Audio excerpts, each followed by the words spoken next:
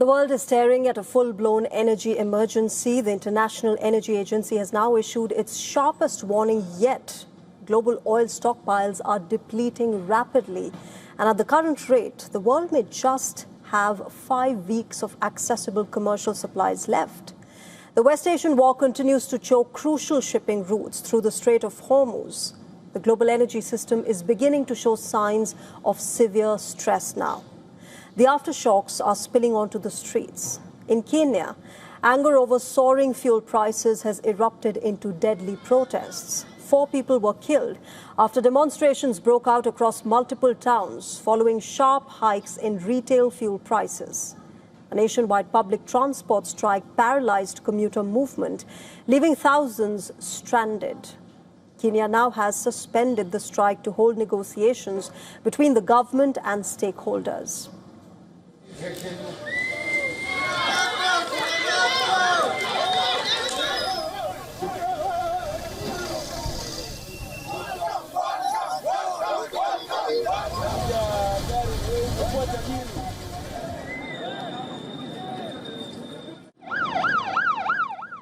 Kenya, remember, has almost no proven domestic oil reserves, and they depend heavily on imported fuel from West Asia.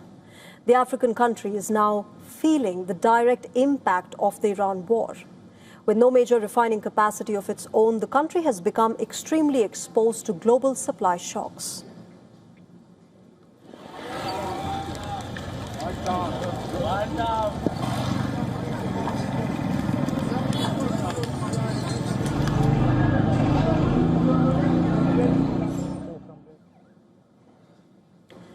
Meanwhile, in Bolivia, the energy crisis has turned into a political firestorm. Riot police clashed with thousands of protesters, demanding the resignation of President Rodrigo Paz. Farmers, miners, teachers, indigenous groups and labor unions have all blocked highways into La Paz, bringing supplies to a standstill.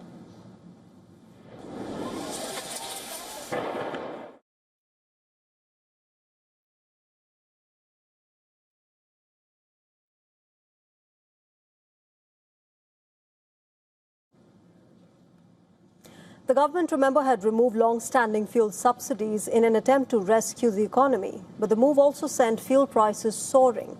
And now, demonstrators are demanding wage hikes, economic stability, and a rollback of privatization policies as the country struggles with shortages and a deepening cost of living crisis.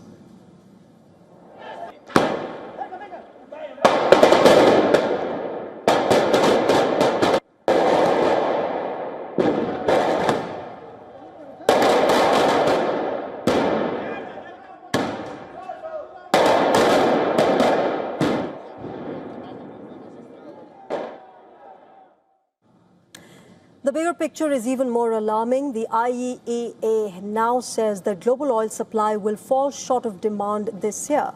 Now, if this happens, then it will be a dramatic reversal from its earlier forecast of a surplus. Global oil inventories, remember, fell by a record 246 million barrels in just March and April. The IEA, in response, has coordinated the largest strategic reserve release in history. About 400 million barrels were released to try and calm the markets. The agency now estimates that the war could wipe out nearly 3.9 million barrels of global daily supply through 2026. The economic damage has been escalating rapidly as well. According to media agency Reuters analysis, companies across America and Europe and Asia have already lost an estimated $25 billion due to the conflict. Soaring energy prices, disrupted shipping lanes, higher insurance costs, and fractured supply chains are all hitting industries across the board.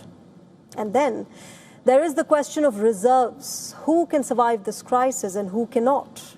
At the most vulnerable end is Morocco, which holds the lowest proven oil reserves in Africa with just 684,000 barrels. South Africa has negligible crude reserves, while Ethiopia, Rwanda, Tanzania, and Kenya all have little to no strategic buffer against a prolonged supply shock. Cuba has already announced that it has completely run out of diesel and fuel oil. The country has pushed its power grid to the edge of collapse. Parts of the island are now enduring blackouts lasting up to 22 hours a day. Countries like Myanmar, Vietnam and the Philippines are also considered highly exposed, with just about a month of oil storage available if the shipments through Hormuz remain blocked. But at the other end of the spectrum stands China, with a massive 1.3 billion barrel strategic petroleum reserve. China is believed to have the strongest buffer against a global oil shock, capable of withstanding up to 6 to 7 months of disrupted imports. Goldman Sachs now warns that global oil stock cover has fallen to its lowest level in 8 years. The world had 105 days of oil inventories in February. That number has now fallen to 101 days and could drop to just 98 by the end of this month. All right, shifting our focus. When will it rain? Well, that is the question millions across India are now asking as a relentless heat wave tightens its grip over large parts of the country. From Delhi to Rajasthan, from Madhya Pradesh to Maharashtra, the summer sun is now turning dangerous. Temperatures in the national capital have touched 45 degrees Celsius, while the India Meteorological Department warns that the heat is now likely to intensify even further over the next 4 to 5 days. And as the heat builds up, so does the anxiety around the arrival of the monsoon. Because remember, for India, the monsoon is an economic lifeline. Nearly half of India's farmland still depends directly on rainfall. Monsoon recharges reservoirs, supports drinking water supplies, powers hydroelectricity, cools cities, and determines the fate of crops, food prices, and rural incomes. A good monsoon can boost the economy. A delayed or weak monsoon can trigger water shortage, crop stress, inflation, and power demand surges. And right now, large parts of India are still waiting for some relief. The Met Department has now issued orange and yellow heatwave alerts across several parts of the country as temperatures continue to rise sharply. According to the IMD, maximum temperatures across northwestern India could rise by another 2 to 3 degrees Celsius over the next few days, while Chhattisgarh may see an increase of up to 4 degrees. An orange alert, which signals severe and prolonged heatwave conditions, has been issued for parts of Rajasthan, West Uttar Pradesh, Madhya Pradesh and Maharashtra's Vidarbha region. Meanwhile, yellow alerts remain in place as well for Delhi, Haryana, Punjab, Chandigarh, East Uttar Pradesh, Telangana and coastal Andhra Pradesh, warning residents to remain cautious and updated on the weather conditions. Meanwhile, health experts are now warning of a sharp rise in the risk of dehydration, heat exhaustion and heat stroke, especially for children, the elderly and outdoor workers. Scientists say that climate change is making these heat waves longer, hotter and more frequent. India's summers are becoming increasingly erratic, with record heat often followed by sudden dust storms, intense thunderstorms or short bursts of extreme rainfall.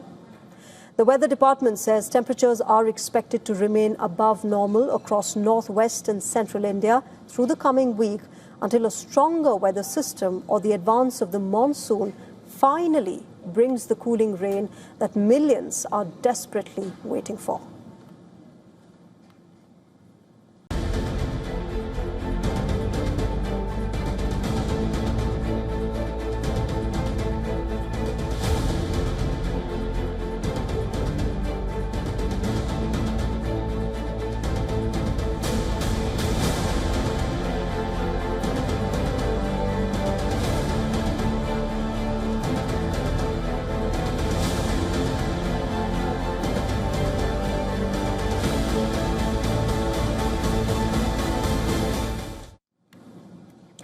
Days after U.S. President Donald Trump met his Chinese counterpart Xi Jinping in Beijing, America has raked up a demand which is likely to rile up China. It has asked Beijing to release Panchen Lama, the second highest spiritual authority in Tibetan Buddhism. He has been missing for the last 31 years along with his family. Expressing its support for religious freedom of Tibetans and their freedom to preserve their unique cultural and linguistic identity, The US State Department called upon China to stop persecuting Tibetans and others for their religious beliefs. The State Department said, and I'm quoting them here, Tibetan Buddhists, like members of all religious communities, should have the ability to freely select their own leaders, like the Dalai Lama and the Panchen Lama, according to their beliefs and without party-state interference. However, Trump did not raise this specific matter during his recent bilateral meeting with Xi Jinping. In fact, he remained silent on other issues as well, like China's discriminatory policy towards Uyghur Muslims. As per human rights groups, more than 1 million Uyghurs have been detained by Chinese authorities in detention facilities. Now, what is this latest controversy about? Well, traditionally, you see, the Dalai Lama plays a role in recognizing the next reincarnation of Panchen Lama and vice versa. On the 15th of May 1995, the Dalai Lama chose the then 6-year-old Gedhun Choki Nyama to be the 11th Panchen Lama. However, as per Tibetans in exile, the Chinese authorities kidnapped him and his family 3 days later. He's not been seen in public thereafter. In the same year, China officially recognized Gyaltsen Norbu as its own Panchen Lama.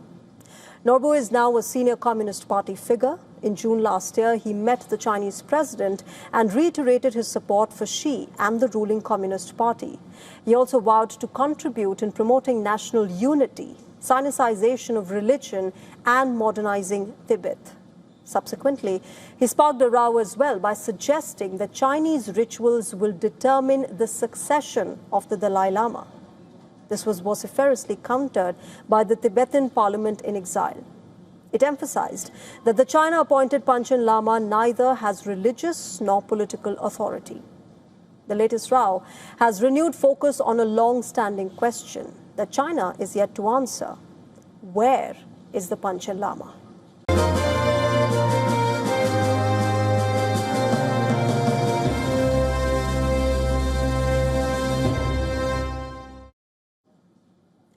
Prime Minister Narendra Modi has wrapped up the third India-Nordic summit, which was held in Norway's capital, Oslo.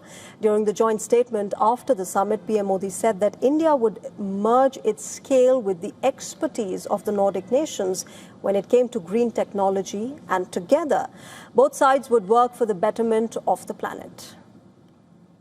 आज हमने भारत और Nordic संबंधों को green technology and innovation strategic partnership का स्वरूप देने का निर्णय लिया है। इस ग्रीन टेक्नोलॉजी पार्टनरशिप से हम आइसलैंड की जियोथर्मल और फिशरीज, नॉर्वे की ब्लू इकोनॉमी और आर्कटिक और सभी नॉर्डिक देशों की मैरीटाइम और सेंसिटिविटी में एक्सपर्टीज को, सस्टेनेबिलिटी की एक्सपर्टीज को भारत के स्केल के साथ जोड़कर पूरे विश्व के लिए एक बेहतर भविष्य सुनिश्चित करेंगे। Now, before the summit, Prime Minister Modi held back-to-back bilaterals with the leaders of Iceland, Finland and Denmark. He said that during his meeting with Iceland's Prime Minister, Kristrún Frostadóttir, they discussed improving ties in areas such as clean energy, fisheries, sustainability, geothermal energy, carbon capture and storage and other sectors.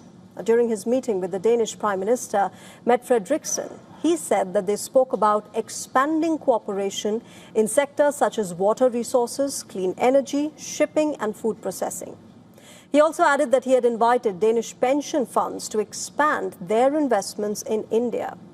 Prime Minister Modi's meeting with the Finnish Prime Minister, Petteri Orpo, involved discussions on working together in sectors like 6G, AI, education, nuclear energy and much more.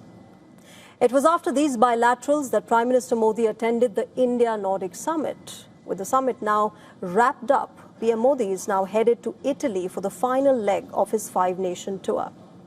Prime Minister Modi will be landing in Rome soon. He will then go on to have meetings with Italian leadership.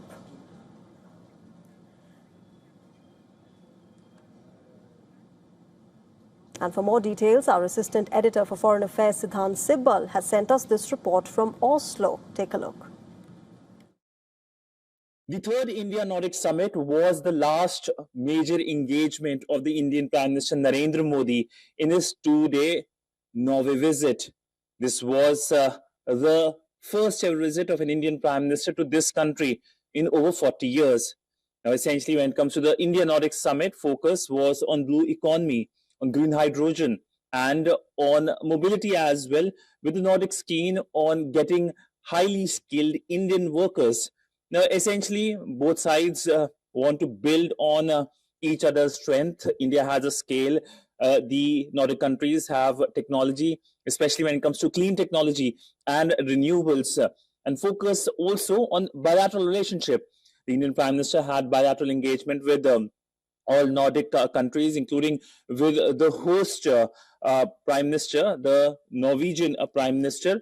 And we saw that both sides, India and Norway, elevating their relationship to green strategic partnership.